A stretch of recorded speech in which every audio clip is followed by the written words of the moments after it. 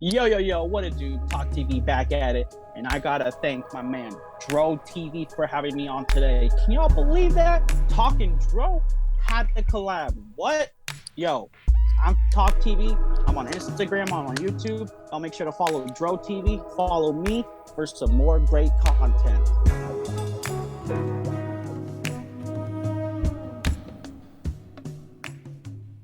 Welcome to My First Time, the show about your first time getting high on marijuana.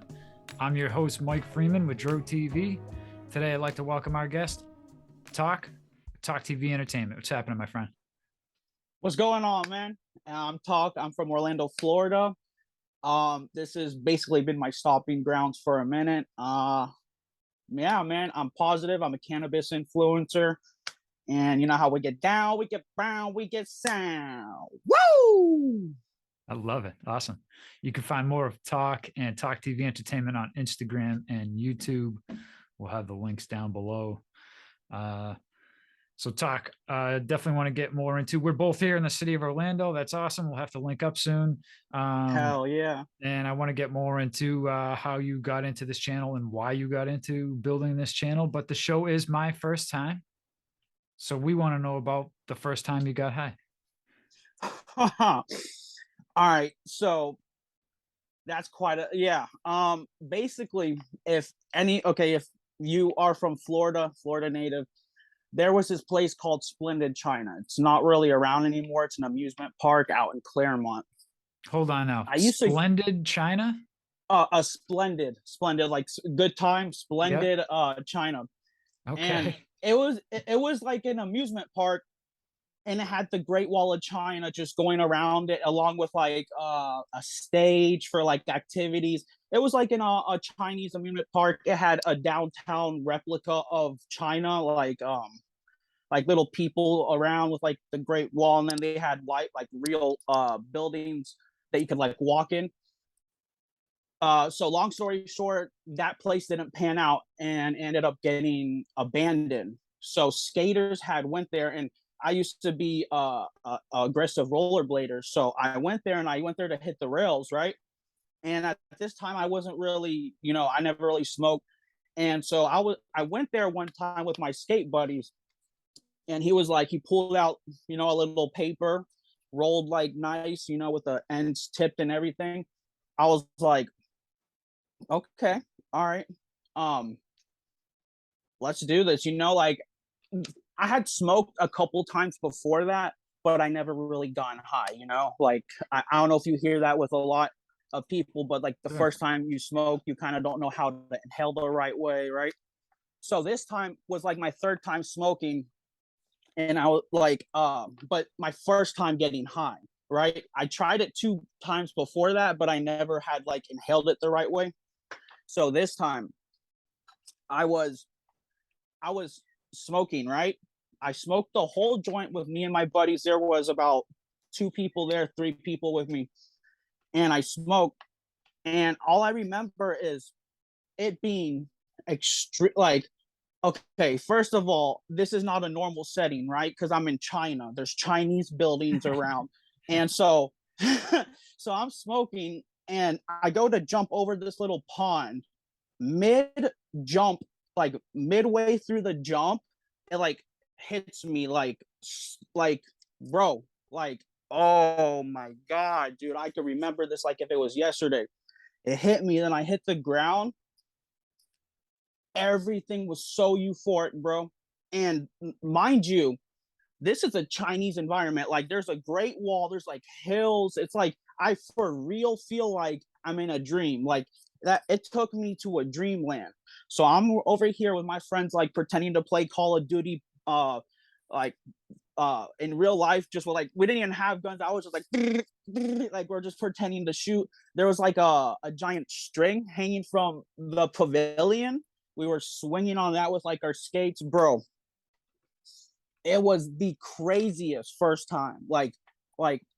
And I remember I went there, and the rail that I used to skate, I remember going there and seeing pro skaters that I looked up to that I have never met before. They were hitting the rail. So I'm like, yo, is this a dream right now?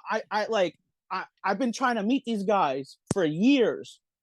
They're here skating in front of me, bro. I freaked out, bro. I was like a straight fanboy and everything. And dude, I kid you not,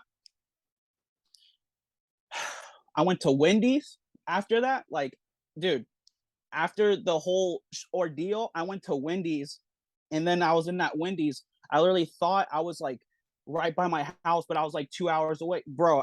I was it was so disorienting, bro. Like, oh man, it was crazy, dude. But that was my first time smoking, and it was wild, bro. That's all I gotta say. I think they demolished Splendid China, but you could like probably go online and check out pictures of it or whatever. It's pretty cool. I'm definitely going to check it out. I don't know how many people know this, but in China, there's a Paris. They built a replicate of the city of Paris as an Eiffel Tower. That Yeah, It's crazy. You can look it up online. I forget exactly where it is, but that sounds cool as hell. I am gonna look that up, dude. Splendid China sounds cool as hell. I mean, I don't know when I'm heading over to China to go check out Paris, but Clermont's right down the street. So that's something I could certainly go check out. How surreal was like the come down? You said you were at a Wendy's you thought was two Oh hours away yeah. from your house, or you really were 2 hours away from No, your no, house? no, no, no. Okay, I was like, in reality, it was like an hour away from my house at the time. Okay. But I thought I was at the Wendy's that was by my house, like at the Okay. time. Like I'm like, yo, we're by my house right now, but it was the Wendy's by Splendid China. Okay. And so, like the calm down with, like I was still really like blitzed, dude. So we ended up driving home, right? Because my friend was a little bit more of a pro with this. So we ended up driving home. We all sleep over my house. And before I go to bed, bro, I'm laying there in bed, dude, and I'm like I was at that point, I was almost like done, but my body was like drained, bro. And dude, dude, it was freaking gnarly, dude. I mean, when we were there at the place, dude, we like were running around that place like, because there was like a 20-foot Buddha statue sitting there that we were climbing on, like, oh man, it's such a cool place too, man. It is so cool. Like even if you just were to go there and smoke and walk around, oh my god, dude, dude, it's a place that you would want to bring everyone and just smoke out there, dude. It was great, dude. It was like the best first place I could have smoked, dude. I So like abandoned stuff like that where me, I love it. I no love one's it. touched it in years. It seems like a Time ghost town. There's capsule. like the eerie kind of feeling. Yes. Yeah. Yes, bro. How Yes, long dude. ago I was love it this more. talk? Do you remember? This was like, I want to say around 2012, Okay. 2014, around there. Yeah, Okay. And I mean, yeah, actually, if my YouTube channel has videos of me skating there, Oh, and you nice. can see us, yeah, you can see us just fucking around like on the big Buddha statue, like we're hitting the rails, like uh the the hand, yeah, man, it was just cool as hell, man. Like it, and I was like walking. I would actually get on top of the Great Wall because it was only about 3 feet high. I would get up on top of it and I would roll with my skates, like because it was on hills like this, just like the real deal, all the way throughout. Like this was about like 80 acres of land, right? A Wow. huge plot, like 80 acres of just Chinese everything, just land, just as far as your eye could see, man. And man-made mountains, like it's wild. Like you don't see mountains in Florida. You go to this, they purposely made mountains so they could make the Great Wall of China go up and down. And we were on our Hmm. skates, just rolling, bro. And I was I was impressed, man, because everywhere I was walking, there was like little figurines everywhere on the ground. I was like, wow, this place took effort, man. You know, and like it sucks that it had to shut down because I would have loved to visit that place otherwise. Yeah, well, I'm sure a developer put some money down and it's probably condos or housing now. Dude, I bet you it's a neighborhood, bro. I promise you that, dude, right now, man. Yeah. So Talk, what made you want to start Talk TV, and when did you really start it and get into the flow of things? Well, I like the entertainment aspect of things. So like I like the entertainment aspect of everything, right? Like being able to intermingle with companies and represent them with products that I like, right? And then at the same time with the name Talk TV, it's like I'm an entertainment company. I want to start like a podcast with talking, right? So I did TOCK. I spelled it like that purposely to be childish and give like a light, positive hearted feeling with the name Talk TV, regardless of it being a shark in the background of the logo. But um yeah, and I like to do everything, man. Vlogs, story times. I want to start a podcast. Um, I love, honestly, you inspire me, man. Like I love the fact that you conduct interviews and you have such a nice profile. Your page is like a really good profile and a good example of content creation. You're consistent. Uh, bro, you're on point with your interviews. Like you ask the great questions, and you deliver every time. You have good content and you deliver every week. And yeah, man, it's inspiring.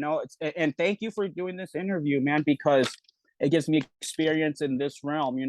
I also want to conduct interviews. I want to go to events. I'm going to the Mount Doors cannabis event, and I'm gonna be my one of my boys that's a vendor. I'm gonna be making like a vlog clip of him, and I'm also gonna conduct a sit down interview. I'm gonna try to bring some like chairs and have a whole little setup and conduct an interview. So I just want to say I look to you for tips and advice. So I appreciate your content, man. And you're here in Orlando, Florida. We definitely got to link up one of these days. Yeah, absolutely. Thanks for those words. We're going to be set up doing interviews as well. We're at booth 518, so definitely Oh, definitely come fuck yeah, down. dude. We're putting a schedule together for people to do some interviews. So let's definitely schedule a little 15-20 minute block, Yeah. and you can set Fuck your yeah. cameras up and we'll do like a whole cross promotion. I think that'll be dope. What's your buddy Vend? What's his Uh, wares? like cannabis, hash, dabs. Is that what you mean? Like, or are you talking No, about like like what's where? you said your buddy's setting up. What's he do? Does he have a smoke shop or He's just primarily like a full-time vendor, and he actually this vendor, the reason I want to interview him, because that's probably why you're asking, uh, the reason I want to interview him is because he's a staple in the community, but he's like a really underground staple. This man, he travels to different states like every day, bro. Like he travels to different states, and who if there's like someone that needs help and they're in the industry, like he will, bro. He goes to all these events and he donates to all these events, man. Like like if there's like laws being passed and there's like a walk, he's gonna be there. If there's like some important monumental cannabis news, like he's gonna be there to like either contribute or to help, like in any way he can. And I find that really inspiring because I talk to him every day, hmm. and he's always in a different state, always helping another person, man. Like some people are like too good for this world, bro. And that guy, bro, I'm telling you, man, I have his back 100%. And that's one of the reasons I want to like conduct the interview, because I see him out here wasting so much resources and he's not getting recognized back. And honestly, it's because he really doesn't care for the recognition. He just likes to give and he doesn't care if he receives back. And so I want to take my platform and I want to give him a fucking shout out from that shit. And his name is Vet Boothbusters. I'm always like tagging him and stuff. And he's a really cool dude. Great. Well, yeah, I definitely look forward to meeting you at the Mount Dora, Florida Cannabis Festival. I keep trying to say it right because I say it wrong every time. It's all right, man. But nonetheless, talk what you smoking on there.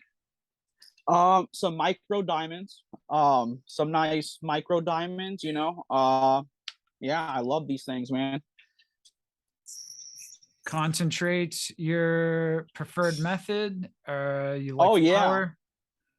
No, I love it, bro, man. I like regular hash, dabs. I like flour, man. I love flour, bro. But the thing is, Florida's too hot, like to smoke flour outside all the time. So like, like I like to smoke flour outside. That's like my thing, like nature and and being out in nature and just smoking, bro. That, bro. I don't know if it's just me, but I'm pretty sure every smoker knows that's just like that's where it's at, bro. Yeah, sure. The fresh air and everything, man.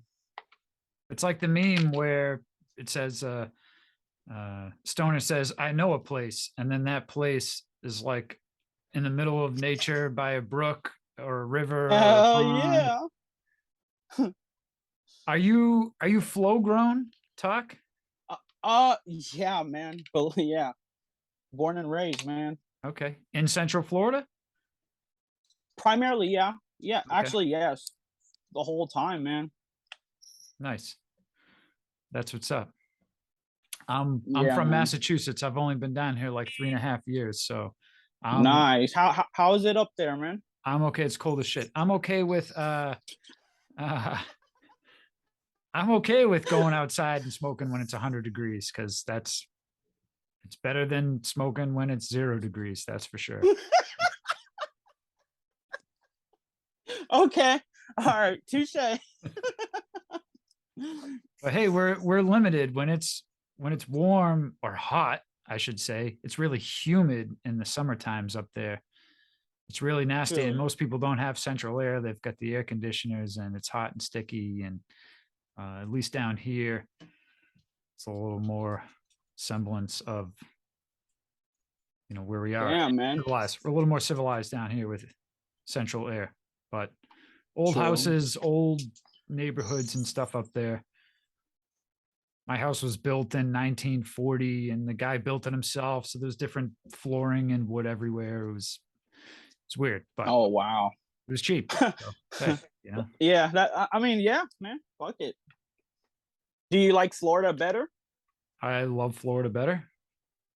I was supposed to be down here many years ago. I could just never take the leap and try and make it happen. And finally, my girl and I were like, we're just working, and we always say we're gonna do something, move somewhere, go somewhere, and finally we just made the jump. Didn't work out exactly as planned. A lot of things happened that we wish didn't have happened the way they did. So it's been a big struggle, but cannabis has always been there for me. So she doesn't let me down. Man, I feel you on that. Yo, that's some awesome shit right there, bro. Oh, not the bad stuff, but like, cannabis being there, man. Yeah, man, I fell back on this stuff for a while, and I credit this stuff to me leaving the old life behind. And Yeah, how much do you want to yeah. touch on that before we started recording? You briefly mentioned you got into the Talk TV and the cannabis because of things that had happened in your life, things that you saw, things that you went through. Is there Yeah. anything you want to talk about or touch upon today? Well, I mean, like, man, just in particular, I remember I did this one story time on YouTube where um I was not always this angel I am now, right? So I basically was doing drugs, and long story short, I had given my friend some money and to go get drugs, right? It was in a really bad area. And I see him walking up the stairs. And as he's walking up the stairs, I see a bunch of yelling take place. Now I'm in the car and I see a bunch of yelling take place. And I'm like, what's going on? And I see this big ass guy grab, not like, my friend already ran away, right? And he took my money and just ran. Like, he robbed me. It was like, God, he just was like, bye. And this this chaos erupted. Someone was trying to rob the drug dealer that I was trying to pick up from, right? And they had ended up grabbing this guy's head and breaking it through a window, right? Damn. And then after that, they break his head through a window, bro. I kid you not. Like a swarm of like people just come out of the rooms and start beating the shit out of this guy. This guy is on the second story. He jumps over the rail to escape the horde of fucking people that are about to kill the shit out of him. He lands on the concrete and breaks his ankle. And now he's hobbling past my car. I'm sitting here in the parking lot. My friend has already ran away. He's hobbling by my car. And I'm like, he goes into the road. He's hobbling with like a broken ankle. You see it dragging like a broken zombie foot on the ground. He's in traffic going, help! He's like in traffic. Cars are honking. They follow him. They go down the stairs, follow him into the road, like right past my car, and they just start stabbing him in the road, like in front of people, no mask, like bare face, like Damn. just going in, bro. They all, after like kind of come back to their senses, they all scatter into different rooms, like, and I'm sitting in my car and I'm like, I'm probably gonna get shot right now because I just saw that happen. I'm like, it happened in front of my car. It happened behind my, like, and they have watch outs, like, and keeping track of like everyone that comes in that motherfucker. And I'm like sitting here thinking like, I'm about to get shot, bro. And I literally just I reverse and I get the fuck out of there. I pull up to a gas station to kind of collect myself. I'm like, all right, my friend obviously robbed my money. Well, not my friend, right? We established if a person robs you, they're not your friend. Uh, So so he the wasn't just associate I he was wasn't just scared and just took off because all that this. was his excuse, but he Okay. was also on drugs at the same time. So he Fair enough. used it to use the money for himself, you Okay. know? So he was like, "Oh, I was scared. Did you see that?" Like he kind of got freaked out. And when I was like, "Okay, well, bring me back my money," he was like, "Yeah, I'm gonna chill over here until it's, you know, like." And I'm like, "Yo, whatever. Find your own ride home, bro." Right. And so I'm at the gas station. I pull up to the gas station, dog, and I literally see, okay, this guy was a taxi driver that tried to rob the drug dealers, right? Okay. He was a taxi driver. Now, when he was running into the road right before they stabbed him, the big guy who grabbed his head and punched it through the window went up to his car, which happened to be parked next to me. And he was like, "Man, I'm gonna fuck this kid's car up," because they were stabbing him in the road. I guess he was taking time to like try to fuck his car up, right? And so he literally, a guy like as big as me, bro, he literally goes like this and just tries to break his window, right? But instead of the window breaking, blood splatters on the window, and he's like, "Ah!" And he just runs off. I'm like, "What's going on?" And dog, he was the biggest guy too. I thought he would have broke that window, but I saw blood splatter because he broke his wrist on the, like, Oh man. he really tried to break it too, man. I was like, I felt that, man. I felt that. And I got to the gas station, and the guy in the minivan, he pulls up, like the guy in the taxi, I mean, pulls up, and he gets out and his shirt's like bloodied. I thought he was dead. And he like hobbles in and then like calls the police into the gas station that I parked at too. And I just drive off, man. And that's like one of many stories that I did. And and when I released these on YouTube, they did really good, but they had gotten like, something happened to where I had to take them off, and they did really good numbers and everything. But yeah, but So I'm was probably this gonna start a re-uploading. life-altering kind of an epiphany of sorts where it made you take a look at where you were in life and That particular incident, no. But after a few of those, you start to reassess your morality. And after you reassess your morality and wanting to actually do good with stuff and not, basically I flipped it around, but after so long of like all my contacts that I have now or that I have gotten has been like clawed from the ground up, man. Because I used to be like when I was on drugs, man, I had went to the bottom, man. I'm talking like zero connections, like homeless, like bro, I was man, it was bad, dude. But it's amazing now because if you save the right way, if you meet the right people and timing is right, things can go good, you know? So it's really about just staying positive. And I credit this cannabis community thing for saving my life because if I never would have gone into this, I probably would have still been like fucking around the bad way, you know? And so this really just took up all my time. And then, I started growing and then it just kind of tumbled out of control. And yeah, and I really leveled up and I'm thankful for everyone that I know and that helps me and or that gives me a chance on their platform. So I appreciate you, man. Yeah, you're welcome. Well, this is certainly a much better outlet for you than the direction things could have headed.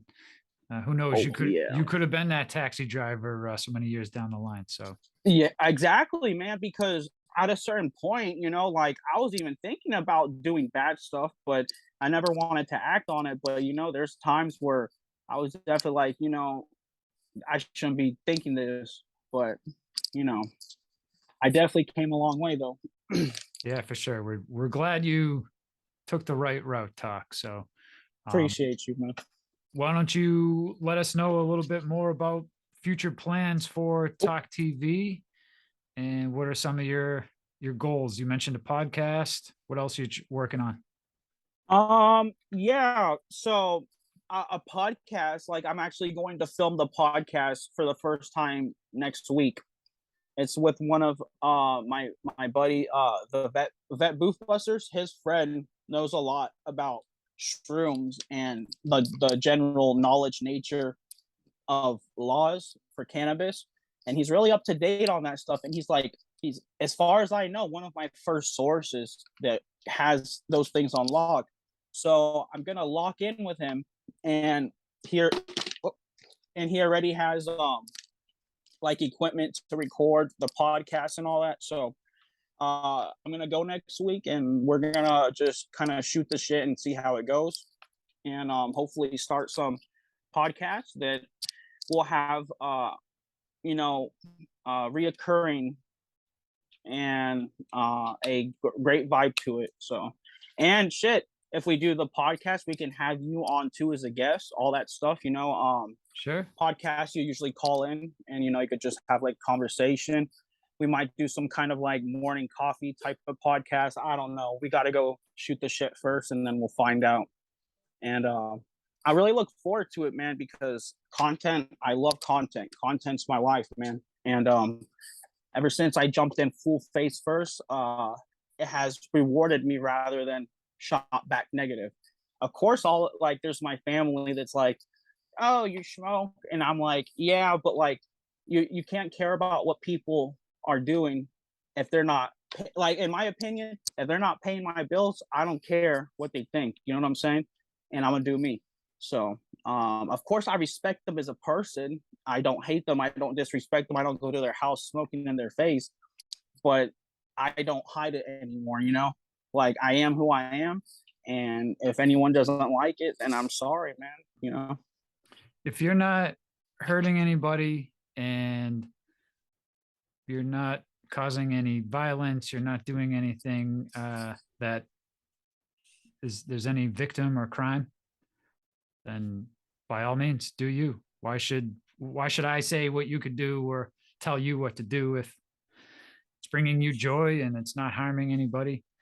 That's what I'm saying, man. It should be like a fucking law, bro. I saw something about like edibles being in Circle K soon, Yeah, like real THC. I guess they're partnering with some type of dispensary to have them in the Green, store. So yeah, yeah, Doctor Green Thumb or yeah, something. He's like the first one to do it or some shit. I don't know. I saw a link on it earlier.